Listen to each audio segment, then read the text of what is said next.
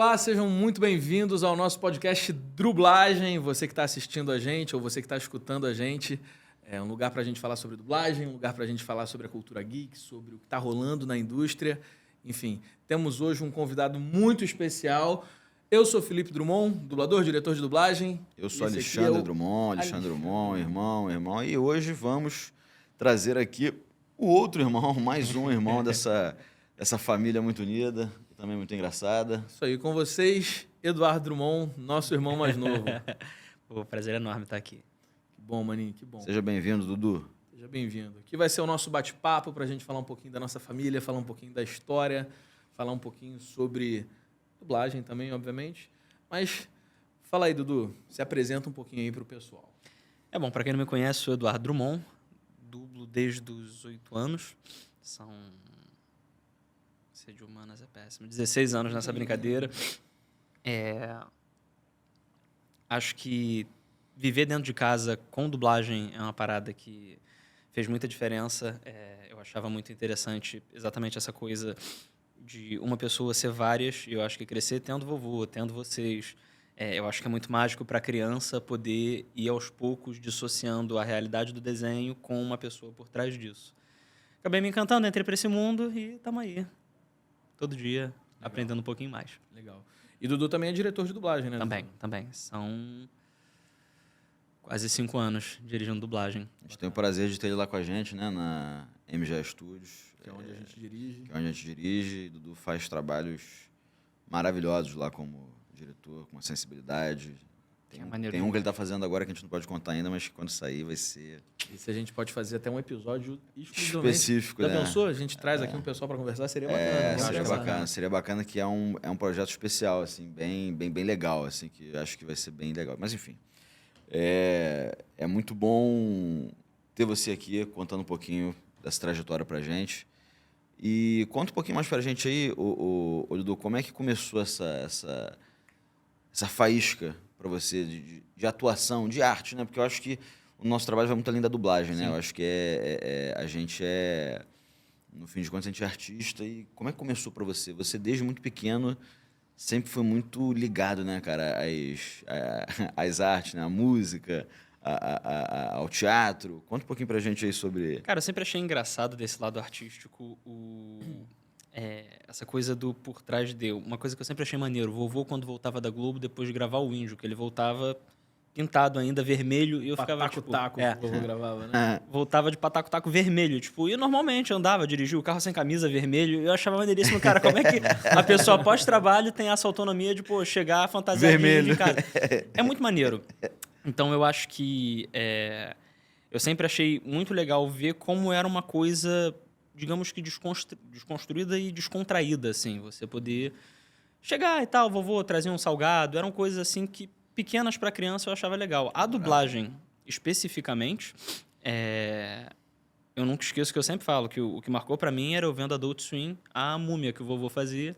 Ali eu entendi que eu falei, cara, um desenho não fala esse tipo de atrocidade, isso é coisa do meu avô. E aí você começar a entender que várias pessoas, vários personagens têm aquela mesma voz e que durante um dia a pessoa vive extremos, achava que essa coisa de experimentar era muito interessante. O teatro acho que tem um lado criativo muito legal, mas a dublagem vir com esse lado de tá pronto, cria a partir de algo que já existe uma limitação, mas dentro daquilo você tem que dar aquela gingada para dar a versão brasileira. Isso eu achava maneiríssimo, assim, exatamente como você podia viver várias coisas numa só.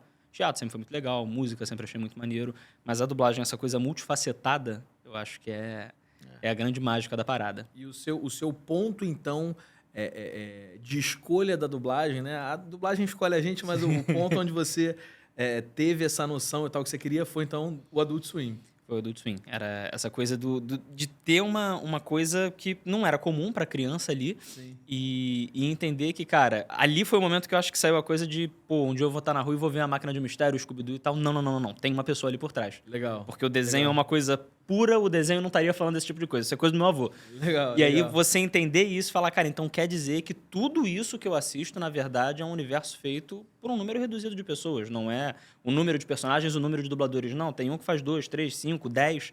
Legal. Entender que tá tudo envolvido nisso foi muito mágico. E quando comecei a dublar, fazia teatro em paralelo, mas isso que eu achava maneiro. O teatro, pô, eu ficava 6 meses com um texto, ensaiando aquele texto, preparando aquela peça. É uma coisa, uma vivência muito legal. Mas naqueles 6 meses, se eu contasse quantos personagens eu fiz, desde o protagonista, a planta, ao menino que passa vendendo pão, a quantidade de coisa, isso de poder viver o máximo de personagens no mínimo de tempo, era o que eu achava mais maneiro. A preparação para o personagem no teatro, na TV, ela é mais profunda, né? Você tem mais tempo para trabalhar, mas realmente a dublagem te proporciona uma quantidade infinitamente maior de E eu personagens acho que é e desafiador. experiências, né? Acho que instiga. Exatamente. Você já sabe que você vai viver coisas que você não vai ter acesso antes. Então, você vai ter que chegar, vai ter que ver, vai ter que matar no peito e fazer. E acho que isso dá um gás, dá um ritmo que eu achava muito mais legal do que ficar preso a um roteiro. Aí vai, grava. É legal, é legal. Não anulo isso. Mas poder viver tudo ao longo de um dia sem saber, que é o mais legal, você chegar e, pô, pode ser um menino que nem eu, ou pode ser, sei lá, um coelhinho que fala. E pode ser um coelhinho com uma faca que faz atrocidade, enfim. Não, É verdade. acho muito legal isso de ter essa variedade de gênero, né? E a dublagem, eu acho que também, para mim, foi muito atrativo lá no início, porque era uma forma de eu estar me expressando, de eu estar, né, sendo ator, estar atuando, mas num ambiente em que eu, né, tô ali fechado e tal. Sim. E veja vocês, né? Hoje a gente está aqui num aquário. Tá todo mundo vendo a gente num shopping. A gente está aqui tá no Multi Studios, né? Que é uma estrutura belíssima, incrível, mas que é um aquário, né? O estúdio aqui É um onde a gente aquário, está, ele sim, é um aquário. sim. O pessoal passa aqui enquanto a gente está gravando. Não, e hoje nós não somos mais pessoas anônimas, né? Sim. Somos, hoje em dia, pessoas públicas, que, enfim, temos milhares de seguidores, né?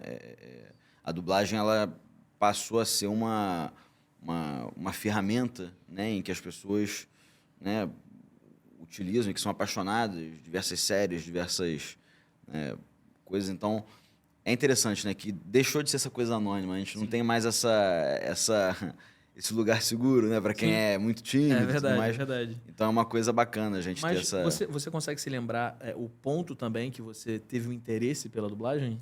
Cara, então, eu vendo o Vovô, né? Para mim sempre foi muito, sabe, distante, assim. Eu não tinha muita noção do que era um trabalho. Mas por mais que eu fosse com ele, né, não tinha essa visão. Quando eu comecei a ver você dublar, que foi bacana pra mim, porque eu falei, pô, peraí, se ele pode, eu também posso, não é, Mais né? próximo da realidade. né? Entendeu? Foi mais próximo do chão ali, né? Que o vovô era um semideus ali e tal.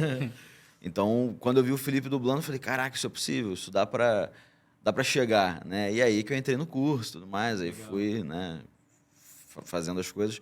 Mas pra mim foi esse ponto, assim, sabe? Tipo, de ver você fazendo foi marcante pra mim, pra dar início à minha jornada aí também. Bacana. Eu comecei o interesse pela dublagem de forma muito aleatória, porque o vovô uma vez chegou pra mim... Você foi o mais desbravador, assim, porque era uma distância muito grande. Tudo mato, né? Tudo mato, eu fui com o facão cortando. Enfim. Sim. Mas o vovô, ele chegou pra mim e falou assim, amanhã eu tenho um horário lá na VTI. VTI era um estúdio que tinha aqui no Rio de Janeiro, lá em São Cristóvão. E o vovô falou, você quer ir comigo? Vamos lá comigo. Eu falei, então vamos. Eu devia ter, sei lá, eu comecei a dublar com 11, eu devia ter 9, 10 anos. E eu estudava de tarde, eu não estava acostumado a acordar muito cedo. E o horário dele era 8 da manhã. Né? Tinha que estar no estúdio 8 da manhã. E o vovô sempre foi muito pontual, muito Caxias com isso. Então, ele sempre tinha que estar no lugar, no mínimo, meia hora antes. Eu falava, pô, vô, mas se o horário é às 8, por que eu chegar meia hora antes? Aí ele falava, porque você tem que fazer vitrine. Sempre lembro desse termo dele. Fazer vitrine, o que era? Era você sentar no estúdio para você estar conversando e você conhecia a gente. Né? O fazer vitrine do vovô é o network de hoje em dia. Né? O vovô já era um visionário com seu network. E aí a gente saiu muito cedo e eu fui, nossa, sonado com ele pro estúdio. Fui no carro, conversando e tudo mais. A gente chegou no estúdio e o primeiro impacto já foi que era um vozerio. Né? Vozerio, para quem não sabe, que a gente grava até hoje. Né? Hoje, muito menos, infelizmente, mas a gente ainda grava. Quando a gente coloca vários dubladores no estúdio para gravar o som ambiente. Por exemplo, aqui a gente está numa praça de alimentação, seria o pessoal, né, fazendo o vozerio, vou ali comprar uma batata, aí você... Um hambúrguer aqui, por hambúrguer favor. aqui, uma Coca-Cola, enfim. É o som ambiente, né, que a gente coloca com frases soltas, enfim, para ilustrar, né, para dar a profundidade daquela cena. E aí, quando a gente chegou, isso já me impactou, que o pessoal estava super feliz, super empolgado, e era, sei lá, 7h30 da manhã. Eu falei, que povo louco, né, cara? O pessoal, todo mundo feliz, 7h30 da manhã. Depois eu me tornei um desses loucos e entendi que é porque a gente ama assim? O que a gente faz. E a gente todo dia acorda, eu pelo menos acordo, feliz da vida e muito grato por trabalhar com dublagem. E aí, assim que o diretor chamou todo mundo para o estúdio, né? Meu avô falou assim, vamos lá para dentro para você assistir, para você ver como é que funciona e tal, beleza. E aí eu fiquei sentado no fundo do estúdio e todos os dubladores ficaram em volta do microfone. E a VTI, ela tinha uma peculiaridade que ela era o único estúdio que tinha uma luzinha vermelha que acendia quando a máquina locava. O que era o locar? O vídeo sincronizava com o áudio do outro equipamento e aí você já podia gravar. Né? Então, quando a luzinha vermelha acendia, era sinal de que você podia começar a gravação. E eu já fiquei olhando, quando a luzinha começou, era uma cena de Ano Novo, né? Aquelas cenas de contagem regressiva, 10, 9, 8. E aí o pessoal começou a fazer o 10, 9, Feliz Ano Novo e tal. E aquilo me deixou maravilhado. Eu falei, nossa, o pessoal está comemorando Ano Novo 8h15 da manhã aqui em São Cristóvão. Olha que loucura, filme em Nova York e tal. Do nada. Aquilo me deixou fascinado justamente por essa parte que você falou da criatividade, Pô, se eles estão fazendo isso agora, deve ter muitas outras coisas que você faz na dublagem também. E eu acho realmente apaixonante esse aspecto da dublagem, da diversidade de papéis e da diversidade de conteúdos que a gente dubla ao longo de um dia, né? Sim. Não, e exatamente isso. Pegando esse gancho do vovô, uma coisa que eu achava fascinante era, por uma coisa, ver meu pai chegar do trabalho, com pasta na mão, o cara destruído, aquela coisa, escritório. Eu nunca vi o vovô chegar do trabalho, tipo, pô, hoje foi complicado. Não, ele chegava, tipo, tudo bom? Ou tava pintado de vermelho, ou tinha chegado de estúdio, e sempre uma parada leve. Nunca vi aquela coisa de, cara, hoje foi... Não, sempre era maneiro. E eu achava maneiro isso de, cara, é um trabalho que no olhar da criança não parece trabalho.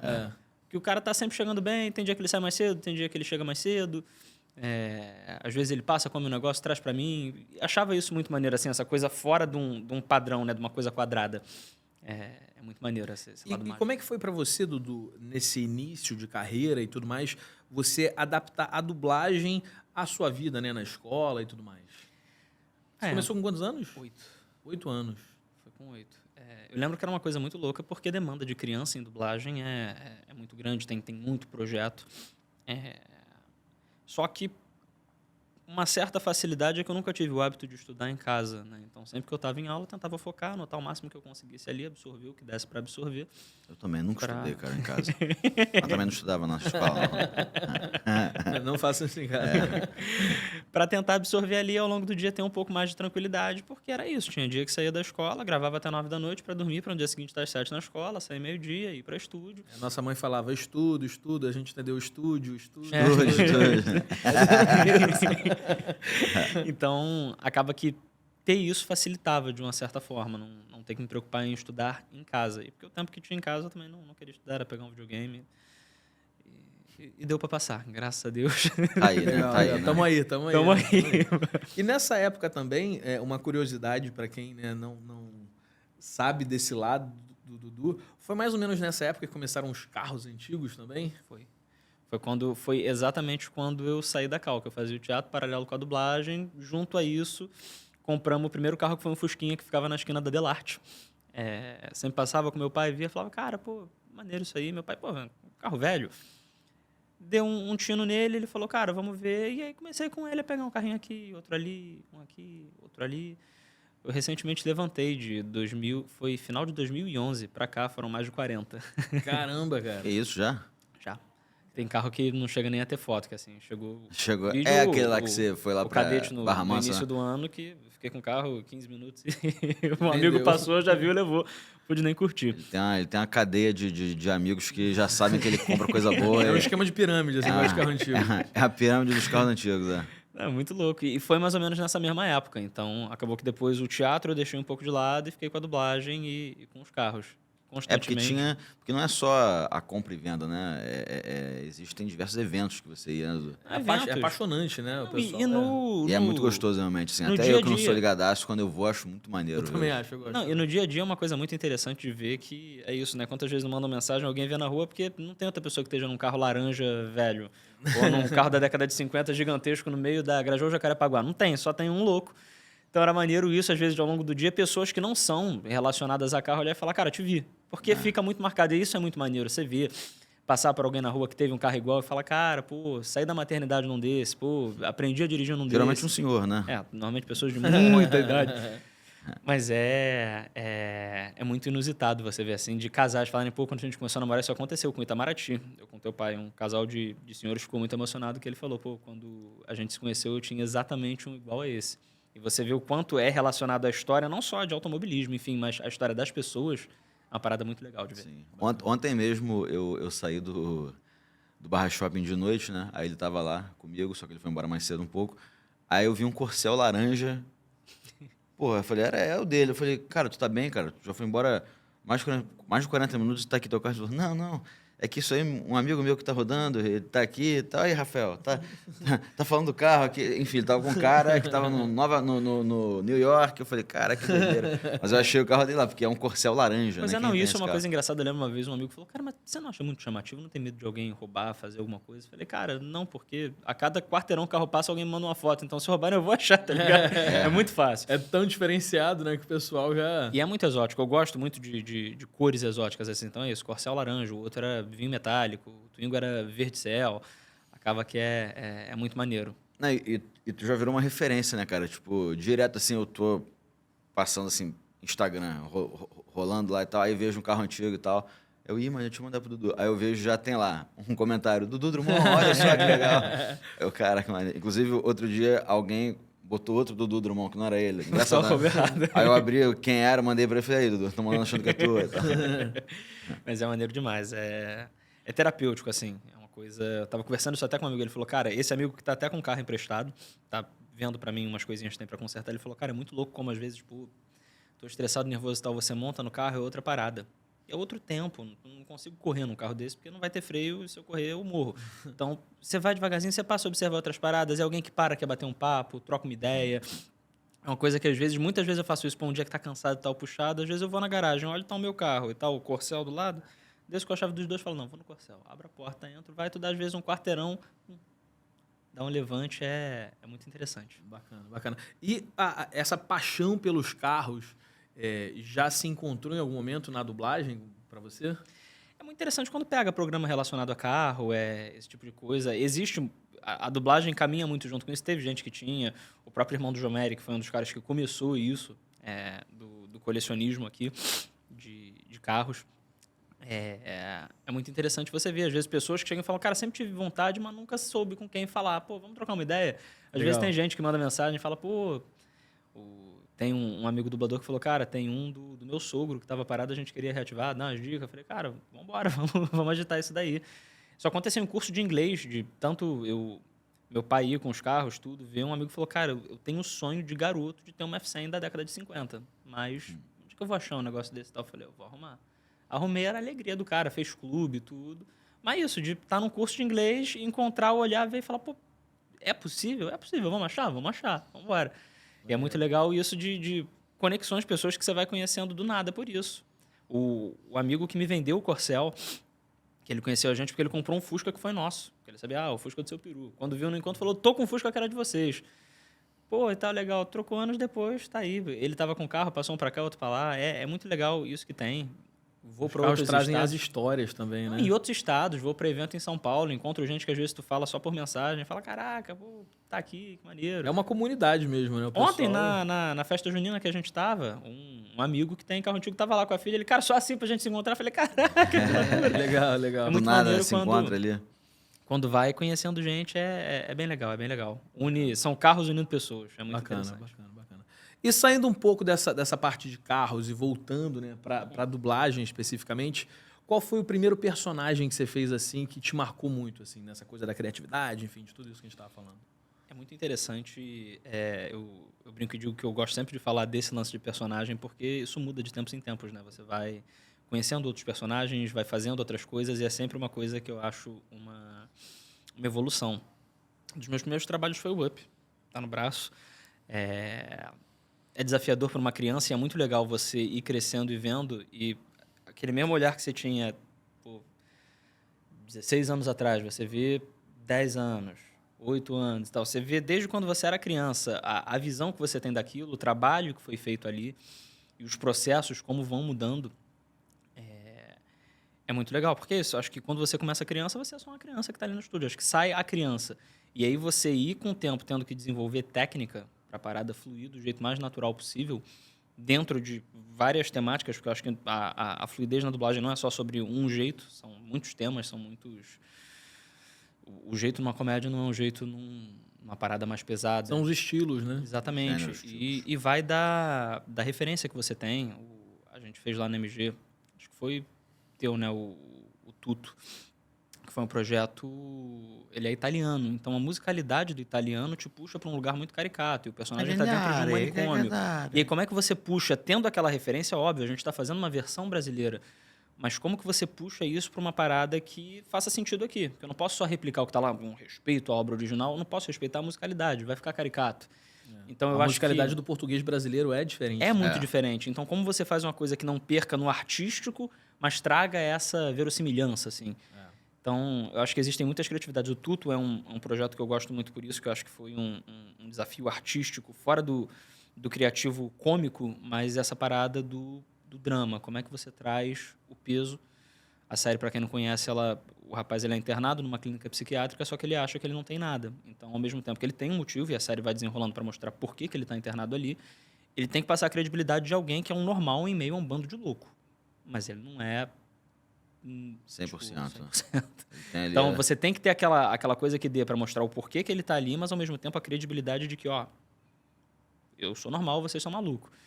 E aí entender esse tom com uma musicalidade que puxa para outra coisa. Os próprios coreanos, que a gente hoje em dia faz tanta coisa de dorama, você entender o tom, como é que você conduz. E, óbvio, quando você cai numa coisa de mais criatividade. A gente fez agora lá na MG, eu estava assistindo, que o Renan dirigiu o Imaginário, que ele botou para fazer um bonequinho.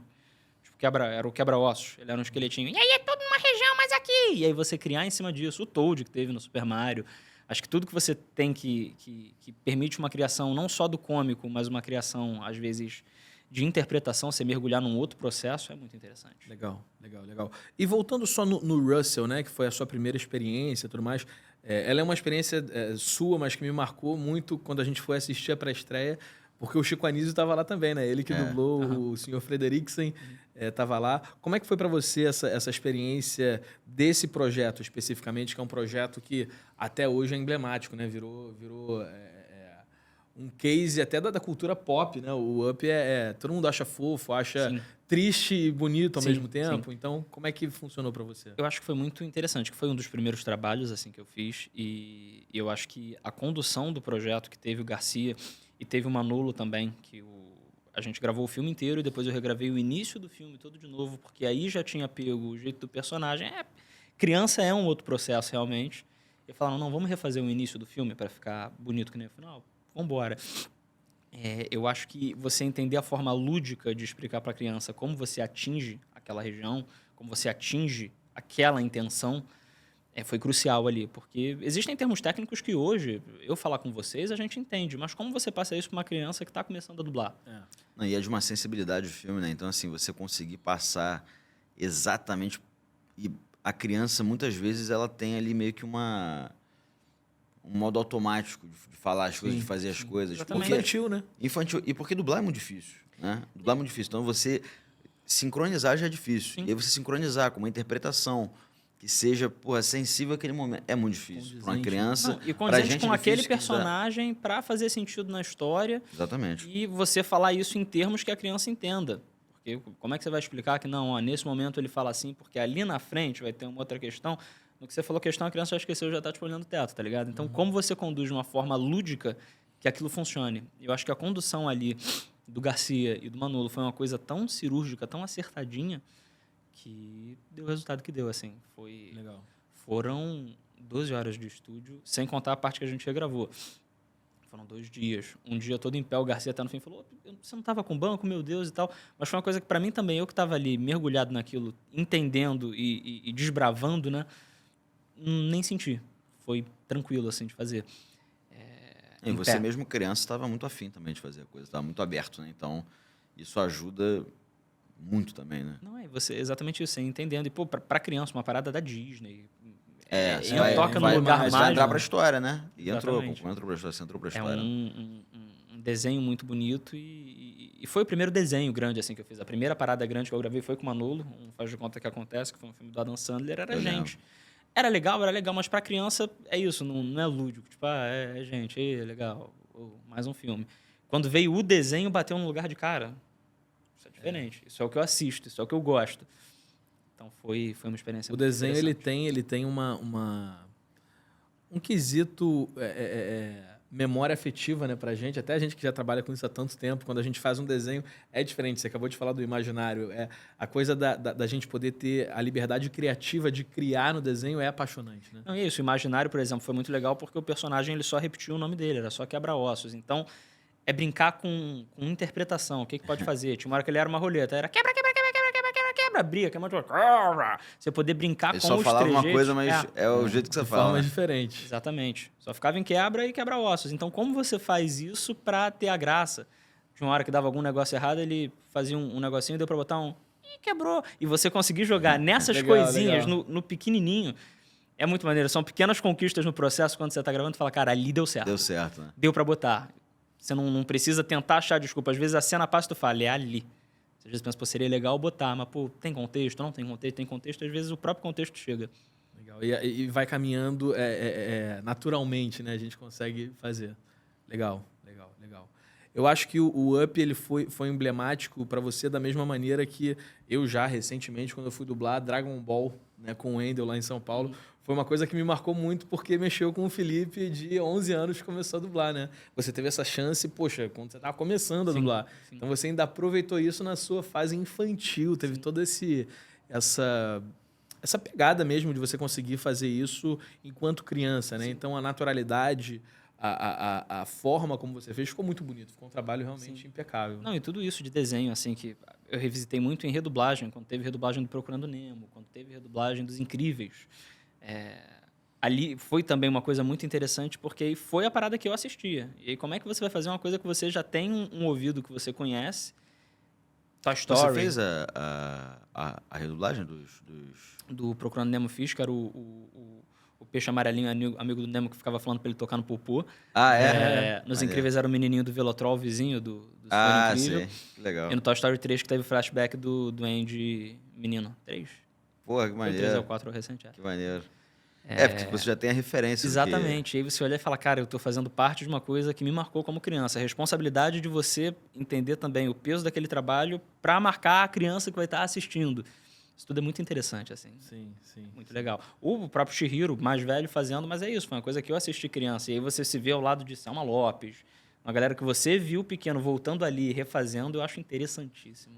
A Viagem de Isso é- Chihiro, eu participei da primeira dublagem como Haku e dirigi a segunda dublagem. O Dudu pôde fazer o Haku na segunda dublagem.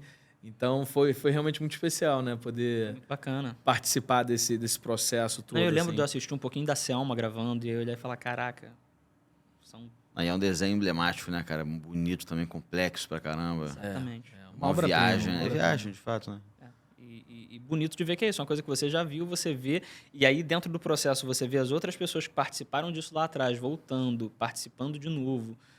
Um trabalho tão maneiro quanto. É muito interessante. É muito interessante. É muito legal, é muito legal. Além de Viagem de Chihiro e do Russell, alguma outra animação que você tenha feito, que tenha te marcado, assim, que você fale, pô, essa daí eu guardo no coração, acho que essa é... De desenho. Teve o Mario, né, que você fez recentemente. Teve o Mario, que foi recente, foi muito legal. E é dessas coisas que a gente não espera, não esqueço que eu cheguei no estúdio, o Manu estava gravando e estava sendo o teste do Mario, o Daniel Miller estava fazendo pro Toad. Absurdo, eu olhei e falei, caraca, que maneiro, vai ter filme do Mario e tal, legal. E ele gravando, e maneiríssimo o teste, falei, legal, sentei, ali quietinho, esperando. Ele acabou, ele, vamos lá, tio. Falei, vamos, fazer o quê? Ele, é o Mario, tá lá dentro? Peraí. Leva aqui, faz o Luigi. Falei, caralho, que é isso? Como assim do nada, sem nenhum preparo? Falei, tá, entrei, gravei. Pô, é aquilo que você não se sente nem capaz de fazer. Falei, não, pô, parada que isso já toca muito na minha infância, que, pô, não. Gravei o teste do Luigi. Ele, não, tá maneiro, tio, tá maneiro. Peraí, faz o Toad. Falei, caraca. E principalmente depois de você ver alguém gravar que fez uma parada irretocável, Maneiraça, né? falei, cara, o que eu vou fazer? E foi isso. Olhei e falei, vou tentar jogar na voz o pitch que ele tem no original. Uma parada sem filtro. Que é uma coisa quase aqui! Então, vou jogar nisso, fiz o teste e demorou muito. Falei, tio, pô, só de fazer foi um privilégio. Mas me fala quando sair. Pelo menos pra saber quem foi. Vai ser maneiro qualquer um que ganhe. Mas pra saber, E, obviamente, o Manolo não falou nada, né? O Manolo marcaram só um horário comigo e eu tinha um filme que eu tinha feito um trailer que eu ia fazer na mesma época. Eu falei, é o filme e tal. Eu lembro que foi o primeiro horário dele. Ô, tio, tudo bom dia e tal. Vamos lá, é Mário, toma o texto. Falei, que é isso, mano? Como assim? Não me avisou nada? Ele, não, vamos lá, vamos fazendo. Falei, cara... Vamos fazendo. O coração não aguenta desse jeito, mano. De surpresa, assim, né? E aí isso toca nisso, que, pô, moleque, a gente tinha Nintendo 64 em casa. Então, enquanto todo mundo tinha PlayStation 1, PlayStation 2, a parada era jogar Mario Kart, era Mario 64. E aí tu revisitar um lugar da infância que vai fora da dublagem, nunca na minha cabeça eu imaginaria que ia ter dentro de filme uma parada do Mario. Sempre foi algo restrito a jogo ou aquelas séries antigas, cheia de memes, cheia de coisa maneira. E aí isso vir num filme e cair no teu colo assim, foi... Maneiro. Foi bizarro. E foi isso, foi um processo, foi teste. Depois veio o trailer, Manolo, não tem resposta. Eles ainda não deram, mas faz o trailer aí. Fazia o trailer e tal, e sem saber. E veio e foi muito maneiro. Bacana. E além de animação, é uma coisa que a gente gosta muito, que a gente sempre fala é de dorama, né? Você já fez alguns doramas com a gente, inclusive. Para você, assim, algum muito especial, algum que você se recorde, algum que você tenha gostado muito de ter feito? Tenho não, filhota. Mas até... Fala pra gente. Dorama, assim, acho que inegavelmente eu não posso deixar de falar da Advogada Extraordinária. Para mim é marcante em 2 pontos. Primeiro, porque era um ator que eu já fiz em vários doramas. Inclusive, no primeiro dorama que eu fiz, que foi feito na Audiocorp há muitos anos com o Mário Cardoso, eu lembro que era uma coisa estranha para todo mundo que estava acostumado a gravar, porque ninguém gravava coreano. Sim. E eu estava conversando isso um dia desses com um colega, o quanto eu lembro assim de gravar 80 loops e sair do estúdio Zureta. Eu lembro que a Ana Helena fazia a protagonista, de ver ela uma vez gravar 140 loops e estar assim, o olhinho perdido, porque era uma métrica completamente diferente com a que a gente estava acostumado a trabalhar. E como hoje em dia é uma coisa já normal, já é um ritmo que se pegou. Então, foi um ator que eu fiz muitos anos antes e foi chegando coisa, e mais coisa, e poder ir revisitando foi muito legal. E por ser uma série que fala do transtorno do espectro do autismo. Foi a série que me deu um gancho de eu investigar um pouco sobre mim. O processo que a gente teve, o cuidado de ter uma pessoa dando toda a dica exatamente para a gente ter uma versão brasileira nos parâmetros, certo? Porque é isso, o coreano puxa para uma coisa infantilizada. Então, para saber o que a gente pode observar, a Thaís, que fez o Yong-woo, entender como é que ela poderia conduzir para aquilo dali, ficar maneiro e tal. E ela fala, os principais detalhes a observar. E a Thaís fala, cara, todos os detalhes que ela falou, eu vi você. Eu falo, cara, faz sentido. Porque a gente teve, né, nesse trabalho especificamente, a gente teve uma reunião com uma consultora, né? Exatamente. Que explicou para a gente vários pontos, que deu vários toques na gente em relação a não deixar infantilizado, Exatamente. enfim, tudo isso. E foi incrível, foi muito enriquecedor para a gente conseguir gravar um trabalho super bacana e um trabalho que a gente recebeu muita mensagem, eu tenho certeza que ela também recebeu muita mensagem de pessoas que se viram ali representadas, né, por uma boa dublagem. E foi um gancho para eu começar a ler sobre. Sempre tratei questões minhas, mas nunca surti efeito e sempre fui deixando de lado. Ali botou uma pulga. Passou esse ano, tive o meu diagnóstico e o gancho disso tudo foi lá atrás. Legal. E como é que foi para você o diagnóstico, assim, de tudo isso? Eu acho que você conseguir dar nome às coisas é uma coisa que conforta. São anos tentando buscar entender o que era de desconfortável que existia aqui dentro e sempre tipo, não, toma esse remedinho aqui que ajuda. Não, faz isso aqui que ajuda. Não, vai melhorar. E não melhorar em pequenos padrões, pequenas manias. E aí, num primeiro momento, assusta muito se olhar. E existem estigmas. Como que uma sociedade olha perante isso. E acho que foi o que me fez demorar desde Advogada Extraordinária até esse ano para sentar e falar, cara, vou fazer. E fiz por causa da Olivia. Tenho filha. Então, assim, hoje a ciência evoluiu ao ponto que diagnósticos se ampliaram, você tem todo um espectro, coisa que eu não culpo meus pais, porque 10 anos atrás isso não existia. Então, longe da cabeça deles pensar num diagnóstico assim. É uma discussão muito recente, né? Exatamente. Se hoje em dia, é isso que você está falando, se hoje em dia busca-se caminhos, né, para, enfim, com remédio e tudo mais, por outras coisas que não tem remédio, às vezes é um tratamento mais específico, como é o seu caso. Imagina 10 anos atrás, né? Não existia, então, assim, não é uma falha deles, não tinha. Mas hoje que tem, eu não posso falhar se ela tiver alguma parada. Claro. Então, foi o gancho que eu falei, não, agora é a hora de bater de frente. E fui lendo, fui conversando, e a coisa foi afunilando, chegou até saber e falar, legal, sei, como que eu falo isso? Num momento chega a dar, cara, vão me olhar igual? Vão falar igual? Vão entender que é isso? Uma coisa infantilizada vai ter que ser, não, ó, meu amor, ó, vamos fazer a coisa assim. Existe um medo. Mas é uma parada que eu acho que naturalmente cada um tem um tempo, mas vai se soltando e é tão confortável, tão confortante. Você poder falar, cara, tem uma parada aí, tá tudo bem.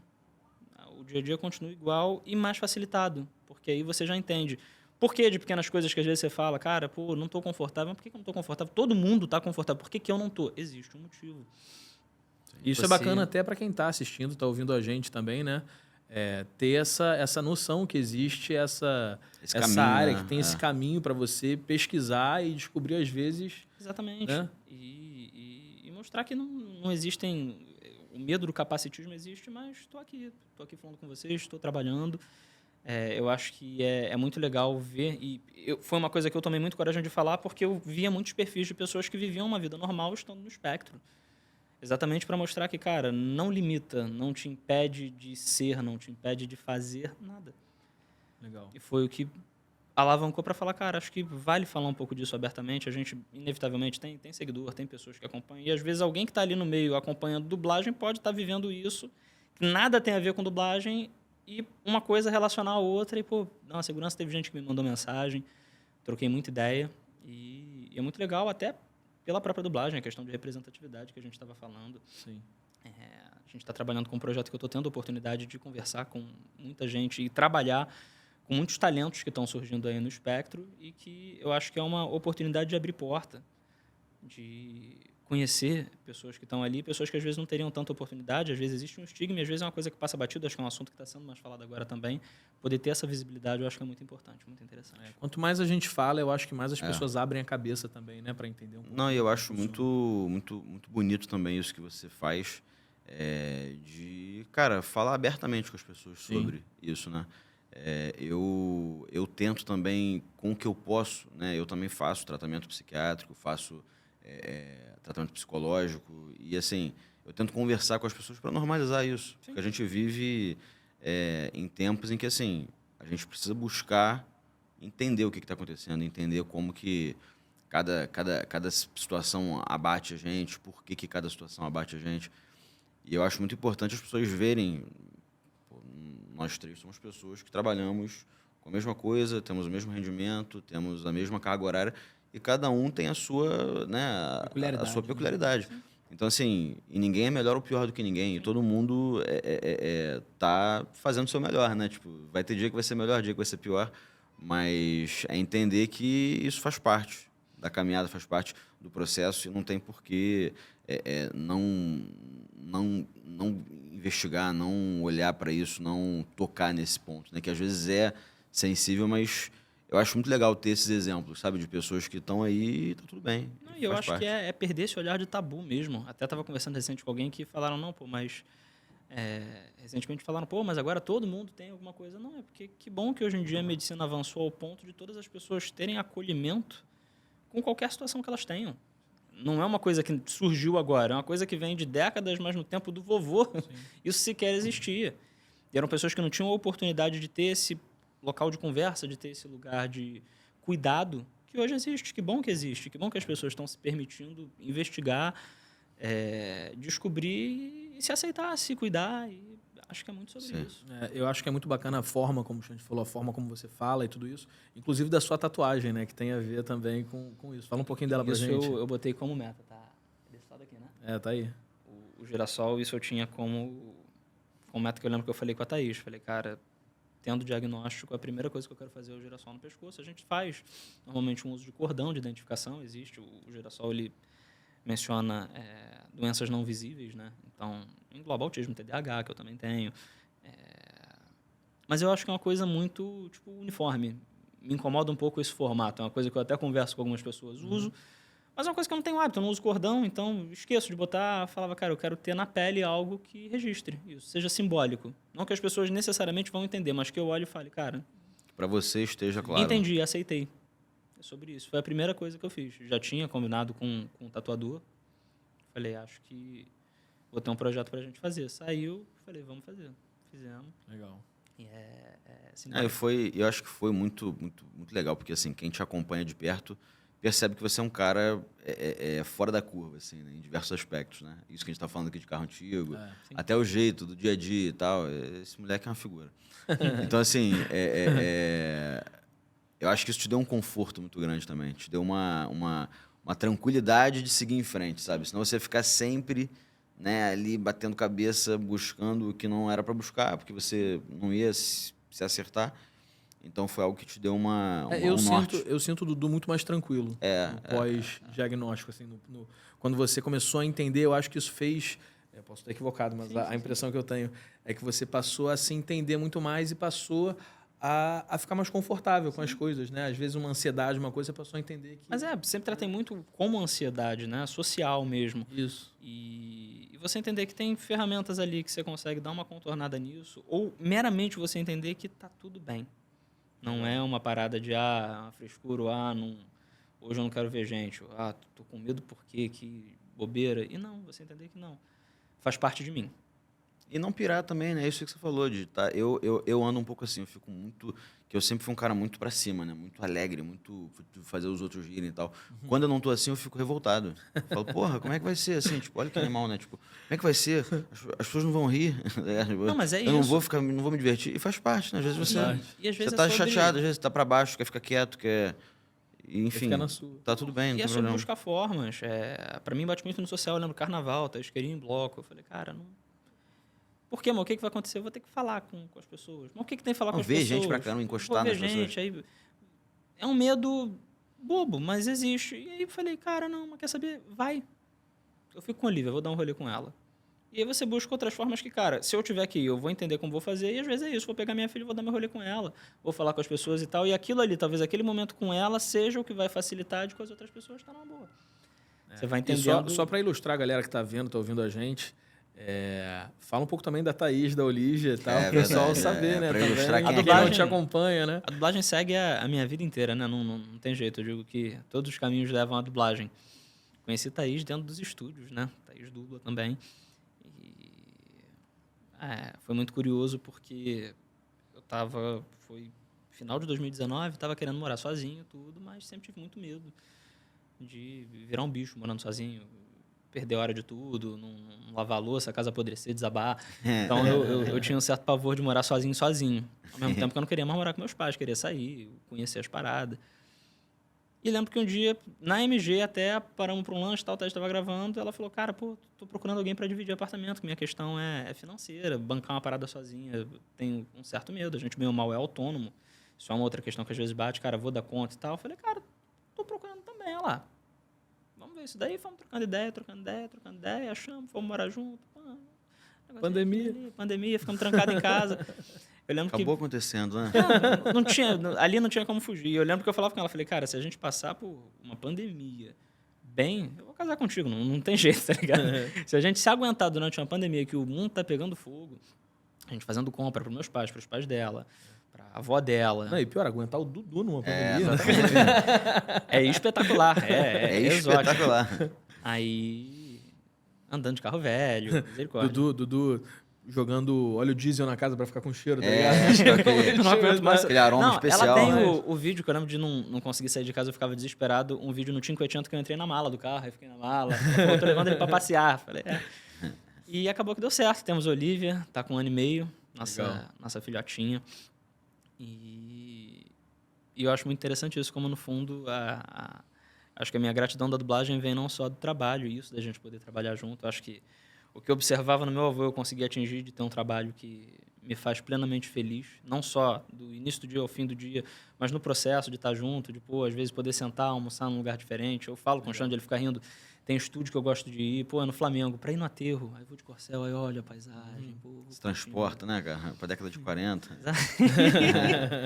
Poder... Imaginando como era aquele aterro, sem nada, sem nenhum prédio. Era tudo água. Era tudo água. Não era aterrado. Estaria surfando ali. Né? Mas o poder viver isso é muito interessante, como isso levou a minha vida a vários lugares. A conhecer minha esposa, a construir família, a pensar. Hoje em dia eu vejo filhos de amigos dubladores gravando e falo, cara, a hora que ela falar a primeira palavrinha na frente desse microfone, como é que eu vou ficar? Meu Deus do céu.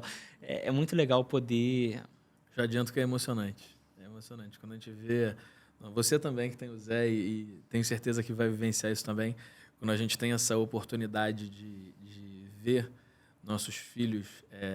não que as minhas vão seguir, ou a sua, Sim. ou Mas dá aquele gostinho, né? mas ver eles gravando, eles em estúdio, é emocionante. É uma experiência... Porque eu acho que é um registro que fica para sempre. Sim.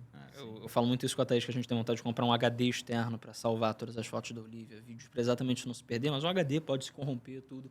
Um filme é um filme. Vai estar num streaming, vai estar em algum lugar, você sempre vai achar. Não se perde. Quando, por exemplo, teve o Desencanto, que a Mariá ao vovô, foram todas as gerações fez. A gente pode perder as fotos de, vovô gravando, Mariá gravando. O Desencanto vai estar sempre ali. Vai estar gravado. Isso é verdade. Então, eu acho que é um registro que fica para uma vida. Que mesmo é isso, mesmo que ela não siga, ela vai poder olhar lá atrás e falar, cara, como é que eu era quando era bebê? Pô, não tenho todas as fotos, não tenho todos os vídeos. Mas vamos ver a Netflix? Abrir e tá ali, sabe? É muito legal. Assim como a gente consegue revisitar e matar a saudade do vovô em diversos momentos escutando um filme, né? Vendo um filme que ele dublou e escutando a voz dele. Né? Ou vendo, Realmente... isso é fantástico mesmo. Fora, obviamente, os vídeos que a gente resgata de um celular, de um HD, é isso, qual é o risco? Mas quando a gente encontra é muito bom também. Não, e eu acho que até, pelo menos pra mim, que dublo, às vezes eu pego uma parada que eu fiz criança e eu tento lembrar como é que tava o Dudu que gravou aquilo ali. Como é que foi pra ele? Ele imaginaria onde ele tá hoje? Legal. Que as paradas iam ser assim. Você vê diferença de trabalho mesmo.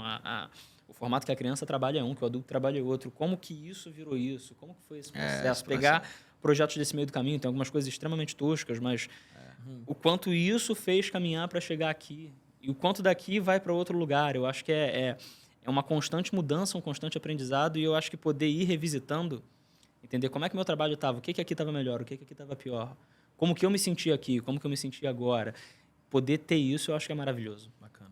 Saindo do campo infantil e indo para o nosso, né? A Thaís e eu, nós fizemos o Flash, né? Eu faço o Flash, ela faz a Caitlyn.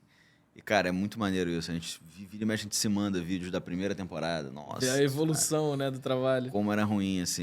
Como era diferente do que é hoje. Eu não sei se era o meu melhor naquele momento. Não fiz de maldade. Mas é legal você conseguir ver uma evolução, né? Tanto dela quanto um conjunto de experiências, né, que a gente teve. Você vai adquirindo ali, né? A gente fala muito da nossa caixa de ferramentas, né? Que a gente vai colocando ali elementos e tal. Na época a gente não tinha tantos. Então a gente dava o que a gente podia.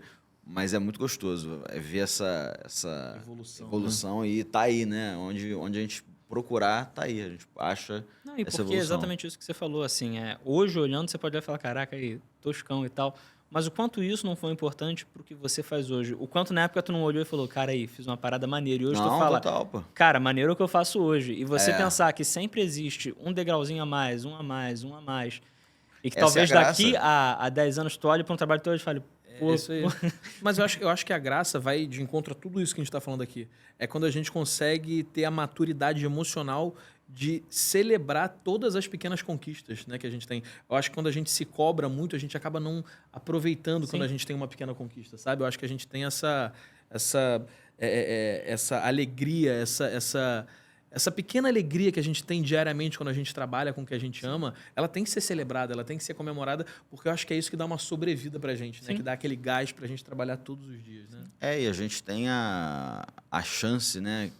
Foi o que você estava falando, sobre a quantidade de coisas que a gente faz. A gente tem a chance todo dia de fazer uma coisa nova, né? Uma coisa diferente, uma coisa bacana. Então, é muito gostoso. E não só os personagens, né, mudam, mas as faixas etárias mudam. Então, a gente tem sempre que estar aberto a melhorar. Porque se a gente ficar na mesma, já era. Se for ficar com uma interpretação de um cara de 20 e poucos anos... Fica para sempre. Né? Para sempre. E isso é muito interessante. Eu gravei um projeto recente agora, que foi isso. Um ator que eu já tinha feito, mas que eu cheguei, olhei e falei, cara, não é para mim. Mas aí tu abre a idade e fala, cara, esse maluco tem a minha idade. É para mim. Mas o quanto isso não é a cabeça de, é uma faixa diferente da que eu tô acostumado a fazer, um registro que eu tô diferente. Você assiste o dublado... Você fica confortável. Exatamente. Né? Não, e tu assiste o dublado não tá descolado, mas é desconfortável.